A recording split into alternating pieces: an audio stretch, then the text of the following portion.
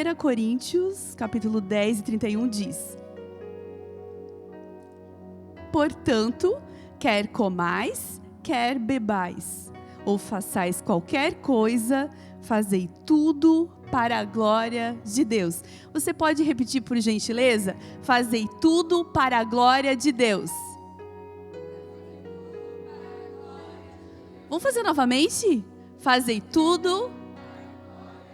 Amém. Podem sentar, por gentileza. Irmãos, este ano a gente está tratando com o tema geral, chamados para servir. E neste momento, os jovens estão tendo uma série que é chamada sobre qual é o seu propósito, viva o propósito. E aí eu tentei integrar o macro com o micro, e o tema da nossa meditação de hoje será servir com o propósito de glorificar a Deus. Amém? Servir com o propósito de glorificar a Deus. Nós acabamos de ler o que o Paulo falou para os irmãos da igreja de Corinto, e quando a gente fala em serviço, o pastor Elcio já abriu essa série falando sobre o lava-pés, como Jesus queria realmente fixar essa ideia na cabeça dos seus discípulos. Ele chegou a fazer um teatro ali, ele lava os pés de cada um. Ele tinha explicado isso durante os 3 anos de ministério, mas ali ele deixou muito claro. Se fosse nos nossos dias, a gente pode dizer que ele desenhou o quanto servir com amor e humildade é a essência do cristianismo, é a filosofia cristã. E aí, quando a gente fala que o serviço deve ser feito com um propósito, aí você pode pensar assim, tá, mas o que é o propósito, né? Quando a gente vai para a etimologia, pro como essa palavra surgiu, de como ela é formada, lá do latim, ela se chama proponere. E proponere quer dizer o seguinte: pro, à frente. E ponere quer dizer colocar, ou seja, colocar à frente. Propósito é algo que você põe à sua frente, que você se guia por meio dele. Olha que importante. Se o teu propósito, se o teu proponere estiver equivocado, você vai estar confuso, você vai estar andando errado. E quando o nosso proponere, o nosso propósito é glorificar a Deus, a gente vai estar fazendo certo. Talvez a gente vai passar por inúmeros processos nos quais a gente não entende direito o que está acontecendo e os porquês deles, mas a gente vai estar na direção certa, amém? Então, o propósito essencial é glorificar a Deus. E a gente fala muito sobre glorificar a Deus, mas glória, alguém falou que glória pode ser sinônimo também de reputação. E reputação pode ser ainda fama, conceito, imagem, valor, atributos. Ou seja, então, quando eu glorifico a Deus, quando eu rendo glórias a Deus, quando o meu propósito em todo o meu serviço diário é exaltar a Deus, é dar mais fama a Deus, é refletir os atributos, é mostrar ao mundo quem Deus é, Deus se torna conhecido por meio de mim. É ou não verdade? E aí a gente cumpre exatamente o propósito pelo qual nós somos criados. É uma base da nossa vida, é glorificar a Deus.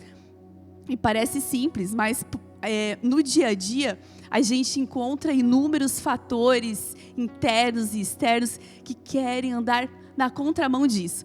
E para a gente meditar exatamente nesse contexto, o Paulo fala, olha que interessante, que quer comais ou quer bebais, faça qualquer coisa, fazem tudo para a glória de Deus. Nós vamos meditar na vida de um moço que já foi falado um pouquinho dele aqui nesta série de propósitos, que é o José. O José tem uma história muito interessante, nós vamos meditar um pouquinho hoje sobre isso. O José, ele teve etapas bem diferentes na vida dele, só que esse propósito é muito claro, e nós vamos verificar a partir daí. Tem gente que pensa que a vida do José começa lá no capítulo 37 de Gênesis. Eu não vou mandar a galera levantar a mão, mas eu vou falar um negócio sério para vocês. Não começa. Começa lá no 29 e 30. Como assim, Gisele? Começa na formação da família do José. E como é que era essa família? Você lembra? Quem era o pai do José? Quem lembra aí? Bem rapidinho. Isso, o Jacó. Muito bem. Gente, o Jacó tinha 2 mulheres. Ele trabalhou 7 anos para ter a mulher que ele amava, a Raquel. Não deu certo. O pai dela deu a irmã. Então ele casou com a cunhada sem querer, a Lia. E aí, depois de mais 7 anos, ele recebeu a mulher dos sonhos dele. Então, ele tinha 2 mulheres. Essas 2 mulheres tinham 2 servas, que também foram dadas a Jacó por mulher. Então, olha que família disfuncional. Isso é fato. Se você olhar a história, elas brigavam entre si para dormir com o Jacó. Olha que situação era a família de José. Não é à toa que quando ele nasceu, ele se tornou o filho predileto, porque a Raquel, a mãe dele, era a mulher favorita das 4 que o Jacó tinha. Olha que situação estranha. Outro ponto importante é que a Raquel ela era estéril. Então ela era a esposa que o Jacó mais amava e que queria mais dormir com ela, só que ela não gerava filhos. E isso era um ponto de maldição na época. As mulheres se sentiam frágeis, se sentiam inúteis por elas não gerarem, né? Bem diferente de hoje. Hoje a mulherada acha interessantíssimo não gerar ninguém, né? Mas na época era o contrário. Gente, daí o que acontece? Nesse recorte a gente percebe que as famílias não são perfeitas. Talvez você pode estar só olhando para a família do José e dizendo: sério, Gisele, olha que situação, poligamia e tal, no 3º patriarca. Mas e nós, como é que nós somos gerados? Às vezes você pode olhar para a sua família e ver disfuncionalidades também. Mas olha que interessante. Apesar disso, se a gente analisar ali, tinha problemas também lá na criação do vô lá do José. Eles também tinham predileções entre os filhos, também tinham problemas. Mas olha que show! Deus quer escrever a sua história, da sua família, indiferentemente do que você recebeu dos seus pais. Sério? Ele quer, Ele tem planos para você. Assim como foi cantado hoje, sobre os planos de Deus na nossa vida. E aí o que acontece? O José, ele se tornou um filho muito predileto, ele era muito mimado. E o caçulinha, todo mundo passava a mão na cabeça, e ele era fofoqueiro, ele contava para os pais dele tudo que os irmãos faziam. E aí com essa primeira parte, eu percebo que o José, ele servia o pai e os irmãos. Como assim, Gisele? Ele servia, sabe como? O Jacó chama ele e diz assim: ei, José, vai lá e vê como é que estão os seus irmãos, leva uns mantimentos para eles e tal, e daí você traz esse feedback para mim. Era um tipo de serviço. E neste momento me vem algo muito importante à mente.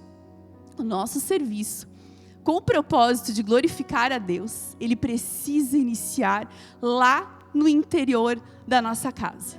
O primeiro lugar no qual nós somos chamados para servir com amor, humildade, é dentro do interior do nosso lar. E lá é muito importante porque impera princípios extremamente relevantes para o cristão, que é o princípio da honra, o princípio da obediência. Como que você se reporta aos seus pais, à sua mãe, ao seu pai? Ah, irmã, mas Gisele, mas o meu pai e a minha mãe, eles não são fiéis ao Senhor. Eles são cheios de problemas, eles não são nem cristãos. Mas isso não te dá o direito de desonrá-los, de desprezá-los, de não perdoá-los. Olha só que sério. Às vezes a gente quer ser cristão aqui dentro e é tão fácil, né? Hoje eu estou toda arrumadinha aqui, toda legalzinha. Mas o verdadeiro cristianismo dentro de mim, ele deve estar em todos os lugares. E inicia lá quando eu honro meu pai, quando eu honro a minha mãe, como eu lido com meu irmão.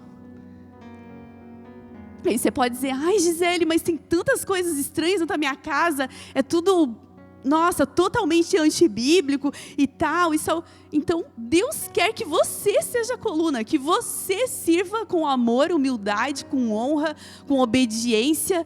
Deus quer que Ele seja conhecido lá na sua casa por meio das suas atitudes, dos seus comportamentos. O que a gente viu sobre glória de Deus, sobre ter esse propósito, sobre ter isso à nossa frente como nossa meta, como algo que guia a gente, que nos direciona e nos move a tudo que a gente faz.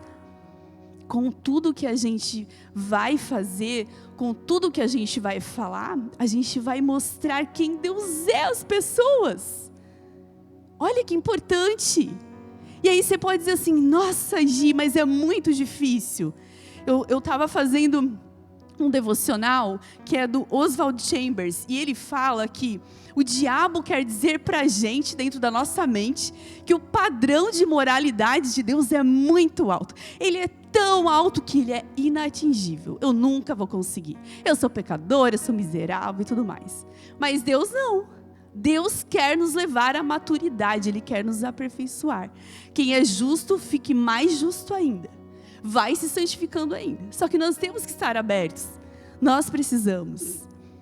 E nós precisamos estar abertos para reconhecermos as autoridades. E olha só, hein? José lá, ele já reconhecia a autoridade do pai dele. E quando ele faz isso, ele vai refletir lá fora. Em cada ambiente diferente, nós vamos ver que ele tinha sucesso, porque ele submetia aquela autoridade e entregava um serviço com excelência. Mas isso iniciou lá no interior da sua casa, apesar de ser invejado. Outro ponto que eu esqueci, eu creio que todos saibam, mas ele recebeu uma túnica diferente, né? Futuramente ele vai se tornar até por Deus como primogênito, mas ele agia como tal antes de receber essa bênção. E isso é muito interessante, porque a Bíblia fala no mandamento 6, que quando você honra pai e mãe, você recebe de Deus uma benesse, que é vida longa e boa. Sabe por que o diabo luta para que os filhos sejam rebeldes, para que odeiem seus pais? Inclusive nos últimos dias a Bíblia fala que será assim. E luta até com você, comigo. Porque aí a gente sai debaixo da bênção, a gente fica na maldição. Que sério, hein?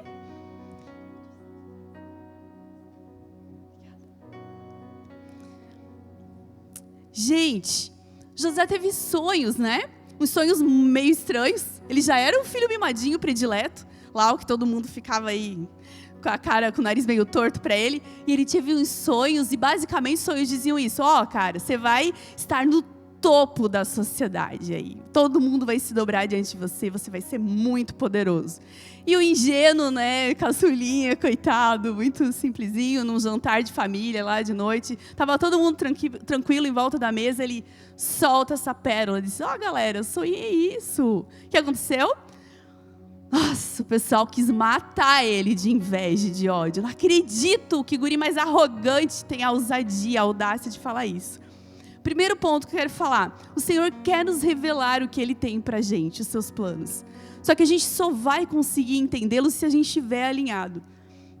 Estar alinhado é buscar ao Senhor. Jeremias 33:3 diz, clama a mim e responder-te-ei, e anunciar-te-ei coisas grandes e firmes que tu não sabes. Deus quer falar com você sobre qual é o projeto, qual é o propósito que Ele tem na sua profissão, no seu relacionamento, na sua vocação, inclusive. Só que nós precisamos buscar ao Senhor, estarmos pertinho dEle, para a gente descobrir. Ali Ele conta segredos, o Jeremias diz. E é bem interessante, porque para José ele contou segredos não só da vida dele, mas para José ele disse que o povo de Israel seria escravo e que eles ainda seriam livres depois. O José falou, leva os meus ossos embora depois do Egito. Deus revelou lá adiante para ele. Ai, obrigada, Zé.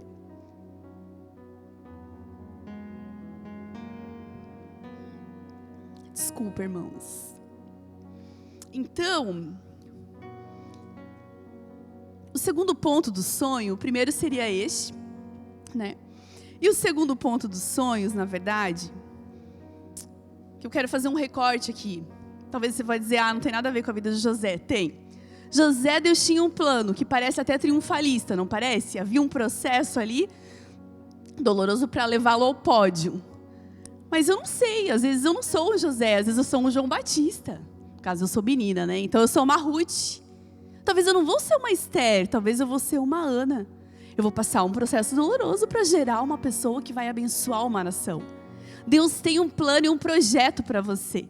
Entendeu? E quando a gente se prostra diante do Senhor e a gente descobre com o Senhor exatamente o que Ele quer, a gente não vai gerar uma expectativa que vai ser frustrada. A gente vai caminhar no que Ele quer. Porque o João Batista, ele não se frustrou por ser João Batista. Porque o final dele, ele sabia, o Senhor tinha revelado. Era perder a cabeça. Era ser um mártir pela causa. Vocês entenderam o que eu quis dizer? Beleza? Porque a gente olha muito para a história de José e a impressão que dá é que a gente tem que ter uma vida incrível.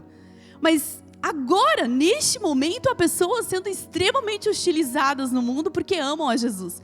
Com a vida parada, não consegue estudar nem nada. Está lá num campo de reeducação na Coreia do Norte. E tem cristão e ainda não acredita que isso é verdade. Isso é fato, gente. E está cumprindo o plano. E está cumprindo o propósito. Está sendo decapitado lá no Afeganistão e nem o mundo fica sabendo de tão reprimido que é. Eles escondem isso. Mas está cumprindo o plano. E Deus quer nos capacitar a este modo, a fazer o plano que Ele quer. A ter esse propósito de serviço que é glorificar a Deus. Iniciando lá no interior da nossa casa. Gente, essa história é fantástica. Eu já chorei muito lendo ela. Eu era criança e a minha mãe contou essa história e eu lia e eu chorava, porque ela é muito emocionante, muito forte. Um dia José vai lá, vê os irmãos, como o pai pediu. Ao longe, eles veem ele chegando e já dizem, vamos matar esse cara. Não, vamos acabar com a raça desse cidadão. Daí você pode dizer assim, só existe com o José inveja e esses ciúmes todo. Cara, as redes sociais estão aí para gerar extrema inveja, comparação excessiva. Se a gente não cuida, tem analistas, eu vi um documentário que falou que não é nenhuma ferramenta, porque ferramenta alguma está em... Por exemplo, se o martelo está lá guardado na prateleira, de modo algum você se sente assim, tipo, eu tenho que ir lá pegar o martelo. Eu tenho que ir lá pegar o martelo. Eu preciso ver o martelo. O martelo não faz isso, né? Mas as redes sociais fazem, o celular faz isso com a gente. Então a gente fica viciado e vira um looping ali. E a gente fica só olhando performances das pessoas. Porque é performático, é óbvio. Eu nunca coloquei uma fotinho lá quando acordei descabelada numa noite mal dormida, né? E aí a gente fica olhando. E aí você pode dizer, Gisele, mas é muito grave esse negócio de dizer inveja. Mas é verdade. Tem gente que olha para o outro e diz, meu Deus, a pessoa está ostentando. E tem pessoa que está ostentando mesmo. E daí o que acontece? Por que eu estou falando isso para vocês? Porque você precisa se resguardar. Você tem que viver com o propósito de glorificar a Deus. E como que você faz isso? Você cuidando da sua mente. Você cuidando dos seus olhos. Resguarde-se. Cuide de você. Cuide de quem você está seguindo, que pessoas que você está se inspirando, porque isso com certeza, gera consumo. Os próprios criadores dizem que foi tudo criado, essas redes principalmente, para gerar consumo, gerar comparação excessiva, gerar compras compulsivas. Porque o que acontece? A todo momento eu estou vendo aquelas performances, aquelas vidas totalmente diferentes e eu penso, meu Deus, olha aqui a minha, tá horrível essa minha vida. Tá muito estranho, vou ter que correr atrás disso, ou eu vou me deprimindo, ou eu vou me comparando. Isso é um absurdo, porque como é que eu posso me comparar com pessoas que têm realidades totalmente diferentes das minhas? Imagina, se naquela época o José contou uns sonhos, já deu uma inveja, imagina hoje, cara, é quase maluco pensar que a gente vê a vida de todo mundo. Você pode ver a vida lá do Donald Trump, da Rainha Elizabeth, que agora morreu, né? Agora não pode mais ver. Mas assim, da Lady Kate, né? Então você consegue acompanhar a galera do mundo. Isso é uma proporção muito estranha, na real, né? Muitas informações e podem gerar muitas coisas. Então vamos lá. Gerou a inveja ali dos irmãos do José. E aí... passaram uns primos lá, uns parentes meio distantes de José e compraram José. Teve um que não quis, os demais, todos, unânime, venderam José. E aí, galera, pasmem vocês, de um dia, filho mimado, com túnica cheia de cores, jeitinho de primogênito, apesar de ser o caçula, olha que choque de realidade, olha que lapso, olha que trauma, você sabe, olha que psicológico, quem aguenta um psicológico desse? Todo arrumadinho, mimado, recebendo carinho, afeto, as melhores roupas, as melhores comidinhas, e no outro dia, no meio da praça, nu, sendo examinado como um escravo, porque os seus próprios irmãos o deixaram para trás. O venderam lá para os primos. Você sabe o que é isso, gente? Não é à toa que José é a figura que mais tipifica Cristo no Antigo Testamento. E sabe por que eu quero conversar isso com vocês e parece uma palavra muito dura? Porque Deus quer que nós sejamos pessoas emocionalmente fortes. E sabe como? Você pode perguntar para mim.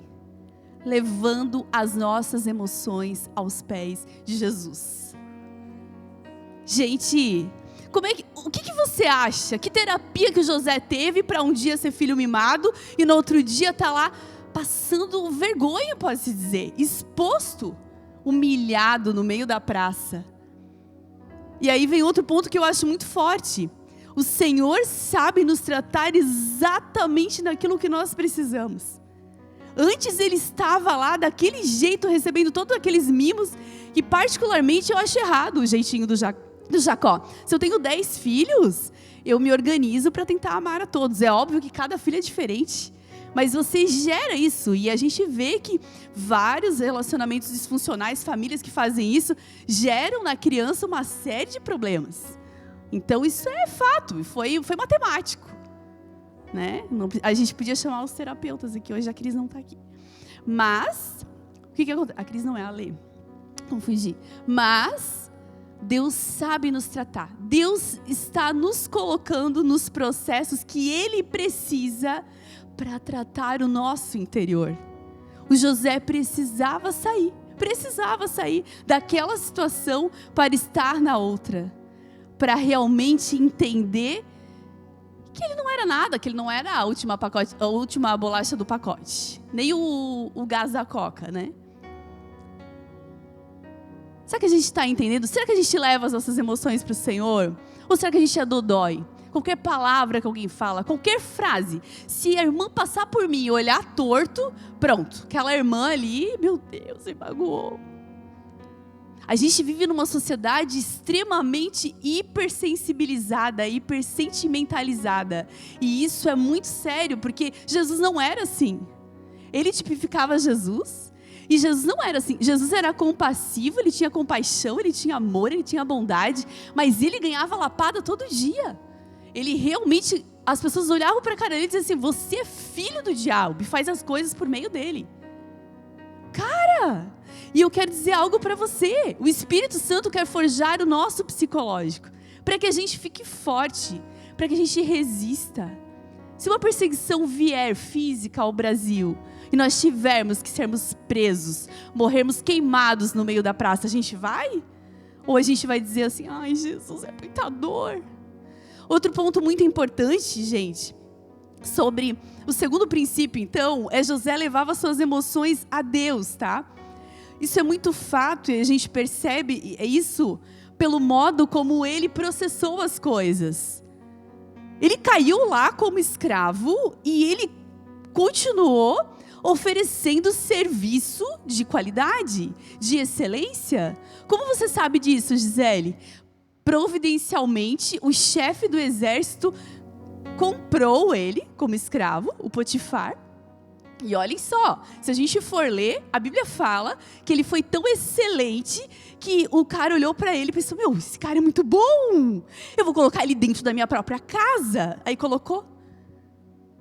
E se o José fosse olhar somente por todos os traumas que ele tinha recebido, acabado de receber? Ele ia viver remoendo o passado. Ele se encher de coisas ruins. Ele não ia confiar nos sonhos de Deus, mas ele tinha 2 escolhas. Ou ele ficava remoendo todo o mal que as pessoas fizeram para ele. O fulano, Beltrano, os 9 irmãos, né? Contava tudo.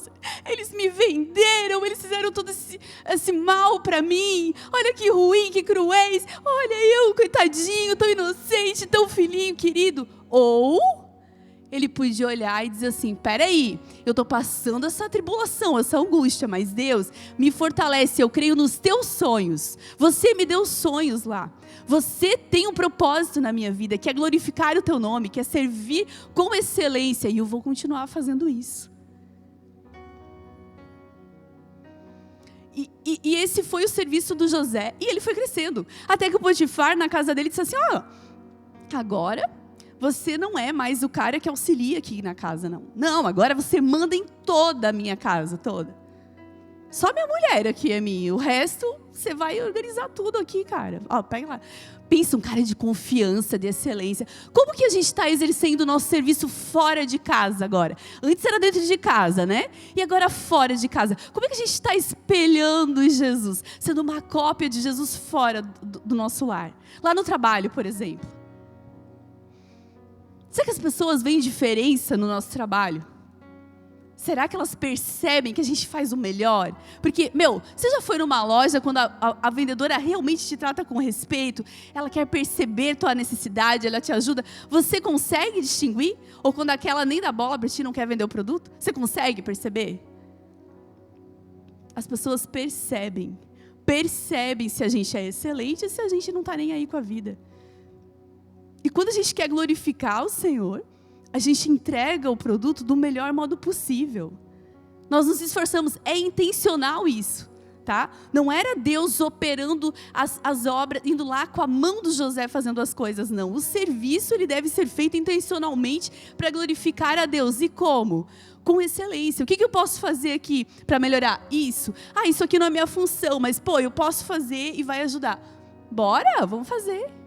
Várias vezes eu faço coisas lá que não me competem totalmente, mas também não são ilegais. E aí o que acontece? Meus colegas me dizem assim, isso aí não é meu trabalho e tal. Aí depois, passam uns dias, eles estão fazendo igual.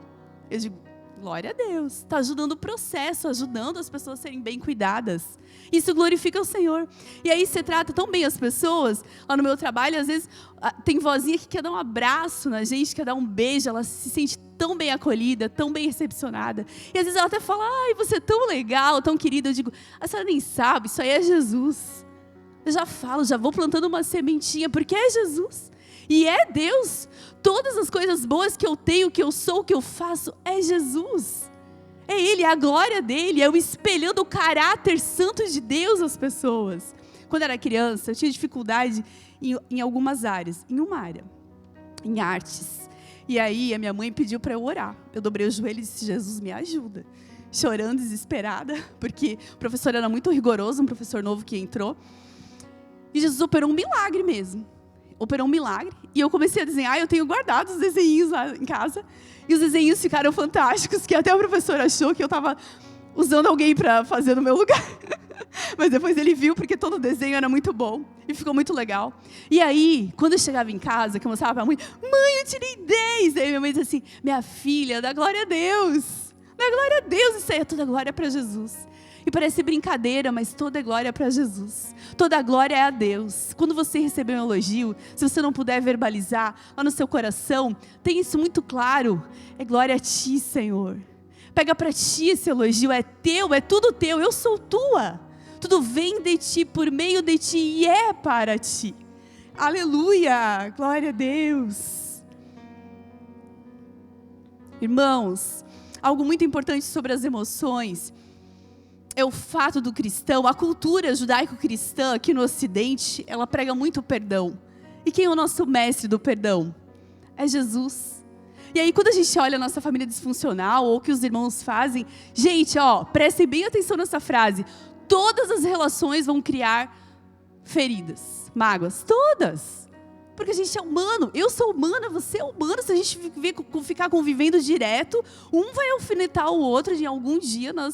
Quando a gente casar, vai acontecer isso. E eu estava estudando, inclusive, um livro de casamento, e a mulher dizia assim, ó, que os casais guardam muita raiva de um do outro, entre si, porque não perdoam. E o perdão, alguém fala, que é o grau máximo da doação. Perdoar. O prefixo, grau máximo, doar. E Jesus pede, ele fala na oração do Pai Nosso, que nós devemos perdoa as nossas dívidas, assim como nós perdoamos. Espera aí, mas perdoamos é passado, presente ou futuro? Perdoamos. Perdoa as nossas dívidas, assim como nós perdoamos. Opa, já passou, eu já perdoei. E aí, eu sei, eu já passei por isso. A gente diz, eu estou no processo do perdão. Gente, o Espírito Santo tem um nível, high level para nós. Para a gente viver perdoando automaticamente. Perdoar todo o mal do passado. Quando eu levo as nossas emoções, tristes, boas ou ruins, tristes, desanimadoras normalmente, na oração, e alegres no louvor, né? Se eu não me engano é o Tiago que diz, se você está triste, ore, e se você está alegre, cante louvores. Olha que legal, a minha vida toda deve glorificar a Deus. Quando você está triste por uma ofensa, o Espírito Santo quer que você nem demore anos, meses, dias, horas para perdoar. Jesus mandou perdoar 490 vezes. Só o meu irmão, por exemplo, eu tenho um irmão. É para eu perdoá-lo, conforme Jesus falou para o Pedro, 490 vezes num dia. O Jean lá me incomodando e 490 vezes. E eu não preciso sofrer processo para perdoar. Não estou condenando isso, eu também já passei processo para perdoar. Mas o Senhor, o Espírito Santo, o mesmo Espírito que ressuscitou Jesus dos mortos, que fez Jesus morrer de braços abertos numa cruz, sofrendo aquelas agruras absurdas, extremamente dolorosas, e dizendo para as pessoas, perdoa, porque eles não sabem o que fazem. Ele quer capacitar você e eu para perdoarmos instantaneamente, para a gente não andar com bagagens, com lixo, com fardos excessivos, e a gente render um serviço glorioso, um serviço que adora o Senhor. A pessoa vai olhar para você e dizer assim, cara, eu acabei de fazê-la passar vergonha e ela ainda me ama, ela ainda me trata bem. Esse amor, o amor de Deus em nós constrange as pessoas. Ele vai olhar para você e vai dizer, você tem alguma coisa diferente, não pode. Como é que você já me perdoou daquilo? Se você acreditar, é a verdade da palavra de Deus, você vai realmente perdoar as pessoas automaticamente. 1 Pedro 5, do 5 ao 7, diz assim, da mesma forma, jovens, sujeitem-se aos mais velhos. Sejam todos humildes uns para com os outros, porque Deus se opõe aos orgulhosos, mas concede graça aos humildes. Portanto, humilhem-se debaixo da poderosa mão de Deus, para que Ele os exalte no tempo devido. Lancem sobre Ele toda a sua ansiedade, porque Ele tem cuidado de vocês. Olha que interessante. A humildade, ela gera esse perdão. Ela gera. Quando você olha para Jesus, nós cristãos, quando nós olhamos para Jesus, Ele nos perdoou na cruz. Ele morreu lá e Ele nos perdoou uma dívida que ela é impagável. Isso é uma verdade que tem que estar muito clara na mente do cristão. Nada nem ninguém fará algo maior do que a nossa própria dívida com Jesus. E desse modo nós estaremos abertos a quê? A perdoarmos toda e qualquer ofensa. Gisele, mas eu tenho que ir lá e ficar lá pertinho da pessoa? Não sei. Se for alguém muito próximo, uma sogra, um sogro, como é que você vai fazer? Você vai excluir ela da sua vida? Não, você vai ficar. Claro que se for uma pessoa que for um amigo e que só quer o seu mal, você pode se afastar, mas perdoe ela, trate ela bem. Jesus quer fazer isso por meio de você para glorificar o nome dele e sarar ela também. Outro ponto das emoções, de levar as emoções para Jesus, tá? Que eu falo para vocês que o José levava, porque ele manteve um trabalho de excelência. Quando a gente fica adoentado, hoje em dia as pessoas estão com o corpo são, mas a mente doente. E as emoções adoecem a gente. E se você se deixar guiar pelo que você sente, você vai perecer. Um dia a gente sente que está bem. No mesmo dia, mais tarde, a gente não está legal. Depois ainda a gente se sente desanimado. E depois triste. E depois alegre. Imagina se a gente for fazer as coisas só no sentir. Agora essas emoções levadas a Jesus, como combustível aos pés dele, nós somos purificados dessas tristezas, nós somos limpos. Não é para você, a Gisele está mandando para fugir da tristeza, da emoção. Não, acolha ela nos pés de Jesus. A terapia mesmo diz para a gente acolher os nossos sentimentos, mas não deixar que eles nos guiem. Você não pode ser guiado por eles, né? É tão sério essa situação do perdão que repetidas vezes parece até que a gente desperdoa. O diabo quer lançar um monte de erva daninhas na nossa mente. E se a gente não tiver firmado na palavra, expulsar, substituir esses pensamentos ruins, a gente vai ficar presa fácil do diabo. E eu quero finalizar dizendo o seguinte: o terceiro princípio do José, que o fazia glorificar a Deus, e era um propósito na vida dele, é que ele trabalhava como ao Senhor. Para quem você está prestando o seu serviço?